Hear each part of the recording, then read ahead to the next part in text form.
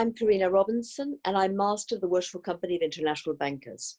I'd like to say a big hello to our members, who sadly I won't be seeing in the next few months, but I hope that some of these podcasts will be helpful for you. Some of the interesting ones we're doing with outsiders, like the Rolets, and some of the interesting ones we're doing, like this one, which is going to be with Nick Garnish, who's the chair of the Finance Committee, and Tom Newman, who's chair of Charity and Education.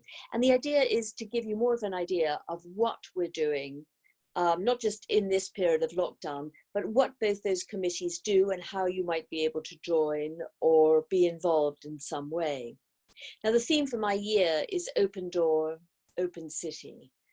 And the truth of the matter is the city is still open for business.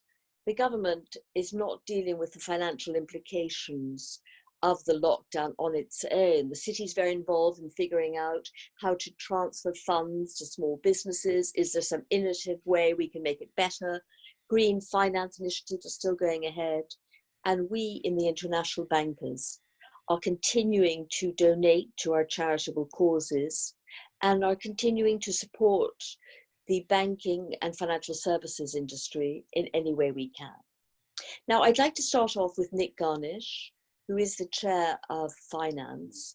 And just to lead into this, let me just say that we are in a relatively decent situation heading into this lockdown, and with the assumption that this will go on for quite a while. Nick, would you like to elaborate on this? Yeah, thank you, Master. Good afternoon. Well, firstly, I think we really need to be mindful that at our heart, we are a membership organisation. And therefore, most of our income comes from our members in the form of fees or quarterage or fines. So it's really important that whilst we are in a good situation financially, that members, continue to pay those quarterage payments in as timely a fashion as they possibly can. Partly actually to sort of prevent our learned clerk from having to chase them up. So if they can use direct debit and things like that, that's probably very, very helpful. The other key point, I think, is that generally we budget to make a very small surplus. And we can retain those surpluses for rainy days and for reinvestments and improvements in things like, for example, the upgraded website, which enhances the membership experience. And we budget very, very carefully to try and minimize costs and keep those costs as low as we can. And I don't think members will be surprised to hear that the bulk of those costs actually come from our limited number of staff, and obviously also the rent for the office that we maintain at Furniture Makers Hall. Sadly, Master, as you know, members of court aren't paid. We willingly give our time. How much do we give every year to charity and education? And what do you think is going to be happening over the next year? Yeah, thank you. A very good question. I mean, as we all know, charity is at the very heart of the livery movement in general and has been for centuries. So it's very important. Members of the company should be very proud, I think, of the fact that we've been able to disperse to charity approximately £1.3 million since our foundation 18 years ago. The International Bankers Charitable Trust have budgeted to disperse something in the order of £145,000 this year. And again, where do those funds come from? Well, they come from member donations. A large portion comes from that, and also from investments and income and dividends and interest from our investment portfolio, and of course the occasional legacy as well. We give to a vast array of good causes, and I'll let Tom talk more on that in a minute. You talked about our investments. What's happening with our investments in this tumultuous set of markets? Yeah, well, clearly it's been extremely volatile. And of course, like almost all investment portfolios, it's taken a little bit of a knock in the last few months, to say the least. So there have been negative impacts. But again, I'd like to reassure members that our portfolio is extremely diversified and held on a good platform and with good solid companies. In fact, it's outperformed the benchmarks that we set. And I'm glad to report that with the sort of small resurgence that we've seen in equity markets in the last couple of weeks, we're actually small up on the last year's performance. So I think actually that's quite good. But it just points to the key to the diversification that we have. And also, very importantly, that we don't try and time the market. It's very much a long-term portfolio, building not even for the next year, but the next 50 years. Do you think we're going to have to change the structure of our costs and revenues on the back of coronavirus? Well, it's an interesting question. We've certainly changed our modus operandi in terms of how we meet. The Finance Committee have met in a similar format to this over Zoom and other platforms. So we've changed our operation, and there are some benefits to that as well. But in terms of our underlying ethos, no, I don't think the changes will be that big. We will eventually be able to meet again, and that's a very important part of Livery. In terms of costs, I think our costs are already trimmed pretty much to the bone, and our finances are in a healthy state of affairs. So actually, no, I don't think there'll be too many changes. It's a temporary interruption, we hope. If a member wanted to become a member of the Finance Committee, what would they need to do? Well, firstly, I would say the Finance Committee is a great way to learn about the Worshipful Company of International Bankers. It is obviously at the heart of what we do. And the Finance Committee interfaces with some of the other committees, particularly the Membership and the Events Committee, to understand what's going on there. So if somebody were interested in learning more, in the first instance, as is almost always the case, please contact the clerk, or alternatively reach out directly to myself, and I'll be very happy to have a conversation and tell them more. Nick, I've got to ask you a question because I know that you are in Treasury. So leaving to one side the Worshipful Company of International Bankers, would you tell us a bit about how you are keeping busy in the middle of everything that's happening right now in your professional day job? Yes, very good question. Well, I head up Treasury for CIBC for Europe, Asia and Australia. So obviously with a Canadian parent and responsibilities on the other side of the globe, that potentially makes for quite a long day. As we all know, markets have been exceptionally volatile. And the focus on liquidity and funding is never more paramount. So I'm spending a lot of my time talking to regulators, talking to central banks, pretty much across the globe.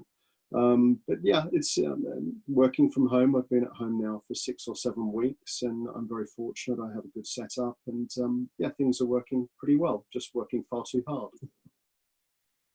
Thank you, Nick, for all your great work as the chair of the Finance Committee. My pleasure. And now we'll turn to Tom Newman, who's chair of Charity and Education, which, as Nick said, is at the heart of everything we do. Tom, what are the WCIB's charitable objectives and aims? Thank you, Master.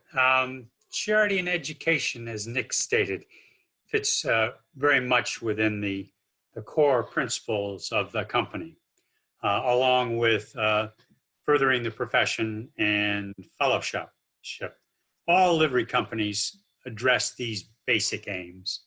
Our C&E aims lie within the core, basically, of social responsibility to our community, City of London, Greater London, and the UK.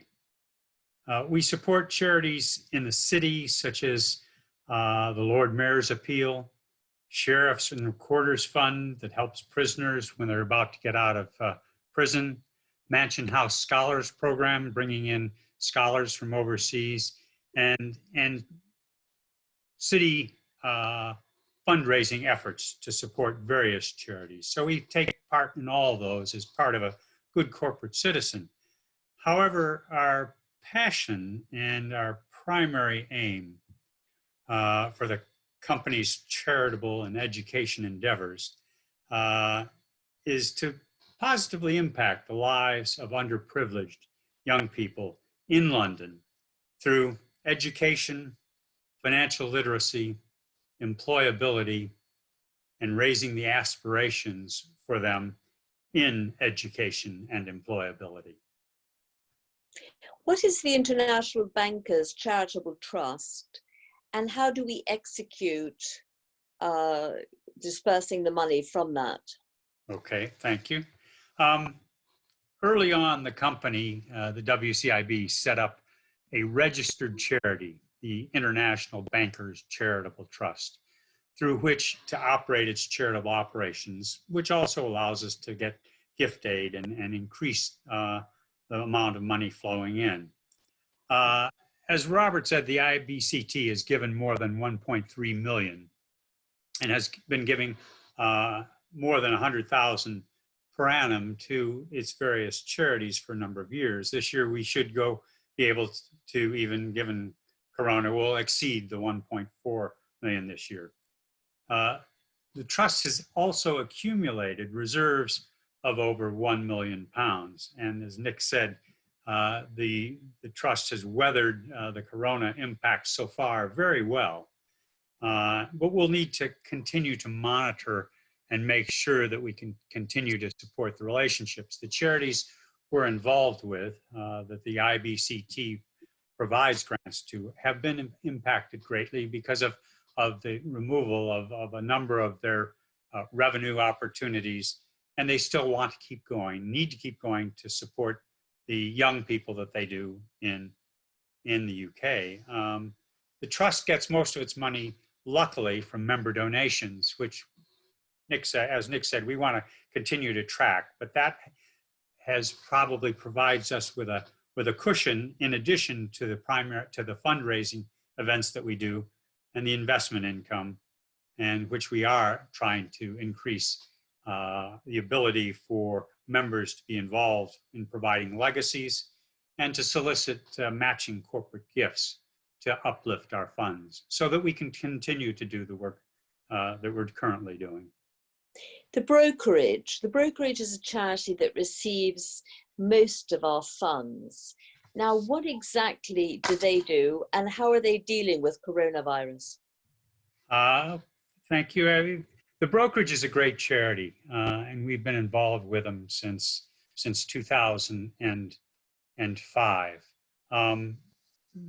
We like them particularly because they work with the underprivileged young people in London's state secondary schools, and it allows both the impact of raising aspirations for education and employment through interactions with the city organizations and people, and also creating access to employment through providing additional financial and professional skills, developing their employment skills and their employability for that group. They're continuing to provide services. We fund and worked with them to develop something called the Gateway to City Careers program that would help with those young people in getting them into university as well as jobs. And so with this program, last year they covered 440 young people with employment workshops in the city, 15 schools plus their students doing the essay competition, and 60 students that were then could be brought into the intensive program that included both one-to-one employment counseling and a 3-day boot camp for employment skills. Now, currently the brokerage has been able to stay involved, but they're shifting to a remote processing. They no longer can deal with the people. They no longer can bring the kids into city organizations. So they're looking to move it to doing it on a remote basis with with webinars, with remote computer-based programs. They're currently transitioning. They're continuing to do their good job, but right now, as many charities are, they're having to change the way they do things. What are a couple of the other projects that we're involved with that also help on this front with disadvantaged young people and opening doors to them, giving them confidence, helping them at school? Well, one of them that would be directly in that line is we've been working with the Suffolk Schools Learning Partnership. We instigated and funded a debating competition, and similar to our essay competition. It's a little bit more because our funding was to teach the teachers how to teach debating and speaking at those schools. So the project looks to deliver that speaking and debating skills that normally students at state schools don't necessarily get, and students at the independent schools do, which has tended to give them an uplift. Now, that program has worked very well. We've had our people come into the schools and teach the teachers and teach the students how to do it. The debating competition, unfortunately, is postponed. Hopefully, it can be done this year, but maybe not. But the bulk of the teaching occurred, so we feel really good about that. The other program that I would love to mention is we work with a charity by the name of School Home Support. We funded and worked with them to develop an economic well-being toolkit. The kit is available to their practitioners who deal with parents, but also it is available online. And the purpose is to help low-income families deal with issues where financial literacy would benefit them greatly. And by doing so, they're able to focus on ensuring that their children are able to get to school and they're in a situation where they're ready to learn. So it's a couple steps down the ladder, but very much something where it helps these kids get to a situation where they indeed can pursue their own desires and ambitions. Thank you, Tom. My last question to you is, if a member wants to become involved either in the Charity and Education Committee or in one of our programs or in our Speakers Bureau, what should they do? Well, the simplest answer is I'd love to hear from them, or anybody on the Charity and Education Committee would love to hear from them. So that's great. Just if the Speakers Bureau is something we started about 2 years ago, and the whole purpose is to get a group of people who are willing to speak at secondary and schools and universities, and that's headed by a guy named Torsten Hartman, and if people would contact him, that's fine. We also need relationship managers for secondary schools and for universities. Anybody wanting to come and become involved in that, that's helpful. And again, contact me or anybody on the committee. We're looking for mentors to help the people in the Sheriff's Challenge, which is another debating competition, speaking competition, or Uprising, a social mobility, and the Mansion House Scholars also are looking for mentors. So anybody who has some time, not necessarily intensive, and particularly in Uprising, it's once or twice a year for just an hour or two. So there's lots of opportunities to get involved. We also have panels that judge our competitions, the essay competition and the Lombard Prize. So anybody who wants to get involved in any of that sort of stuff, please get in contact. Lovely. Thank you very much for your outstanding work, Tom, as Chair of Charity and Education, which is a committee that takes up a huge amount of time because it is at the heart of everything we do. I'd like to say goodbye to all you members who've listened to what I hope was a very interesting podcast to help you understand how our company runs, but to also help you understand how you can get more involved. And your involvement can either be involvement light if you're working full time and barely have any time, or it can be a heavier, a more time consuming involvement because we'd love you to get involved in any way you can and to help us keep this wonderful, great company of ours going. Thank you very much for listening.